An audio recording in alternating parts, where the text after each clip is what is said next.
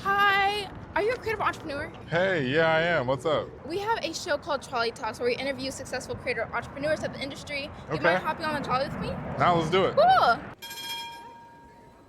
Do you mind introducing yourself to the audience, telling about what you do, who you are, a little bit about your story? My name is Michael Meadows. I've consulted with the NBA and the NFL, helping them with their cultural messaging. Then I've also worked at places like Color Change, Grassroots Law Project, and I have my own design studio where we work at the intersection of culture, design, and brand strategy. Can you talk about how people can land roles like those? Just apply. No, just kidding. I think you have to be passionate about what those mission-driven orgs are doing. I'm somebody who's really passionate about trying to make a difference in my community and my neighborhood and the world. I'd say find your niche. A lot of those organizations have finance departments, like political advocacy, so folks who are into law and politics. Then they have communications, marketing, design, and social media. So just check a lot of them out, apply, shoot your shot, and then try to network with folks who are there. But also you have to really care about the cause because that's a big part of the work.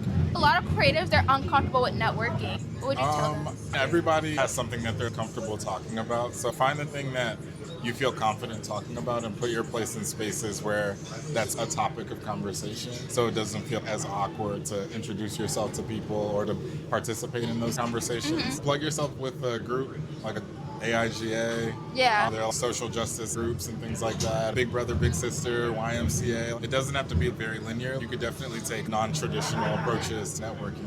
Yeah. And social media and LinkedIn and slide in people's DMs. Do you think that the industry understands Black culture? No, not really. I don't think the industry understands Black culture fully. I think they understand the viral moments and the positive benefits, but I don't think they understand what actually creates those moments and the struggles and the joy and beauty within those communities to really appreciate Black culture in its fullest. I think it's easy to sort of take bits and pieces. You can't get a yesterday's price is not today's price type moment, or just all the little things that we say on social media without understanding the people and where it comes from. What's the biggest mistake brands make when they're trying to tap into Black culture? They just try to insert themselves in the conversation because it's a viral moment. Yeah. But they don't actually know if it really resonates with their brand and their target audience. They're just trying to get in on something hot that's happening. I think that's a really big mistake without taking a beat to see if it actually aligns with their brand strategy and the folks that they're trying to talk to. What advice would you give brands who are trying to get in more into culture? I'd say invite those people into the room.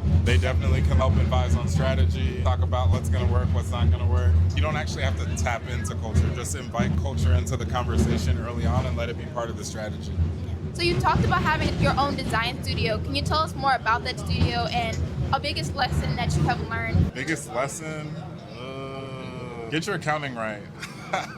It's honestly a lot of business stuff. For me, I felt like the design and culture work that we do was always really easy. I've spent more time shadowing accountants and business stuff than anything in our business. As a founder, having to do bookkeeping, the accounting, the taxes, paying people, negotiating salaries sucks. Having to fire people is tough. Let people go and deciding when to promote people. When you operate as a designer, those aren't really things you think about. Yeah. And then when you're a business owner, they are the things that you actually think about the most. I'd say those were the biggest challenge. A lot of people feel powerless with everything that's happening in the world. Have you ever felt that same way? And if you did, what did you chose to do in response? Yeah, I have. I wouldn't say I felt powerless. I think there's definitely a feeling of dang, the sky is falling, right? I think just using my skills and talent, I'm not a go out in the streets and protest kind of person, but I will design a really cool t-shirt for people to go out in the streets and protest kind of person. Mm-hmm. Just staying on top of the news, I think actually knowing what's going on is really important to sort of help balance my own emotions,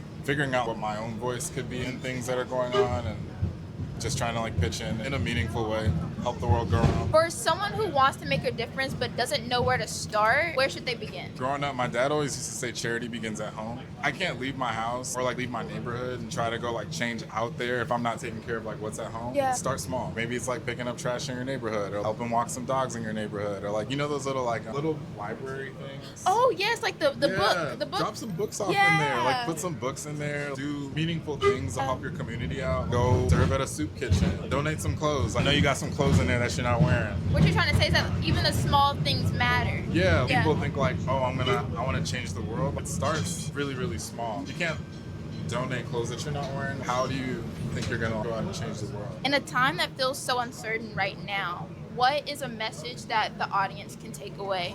Spread love. The golden rule: treat people the way you would want to be treated. Exactly. Like, it sounds basic as hell, but Yeah. it goes a long way, especially in times like this. Well, thank you. It was so nice meeting with you. Yeah. I guess this is our stop right now. Yeah, I hope you get to where you're going.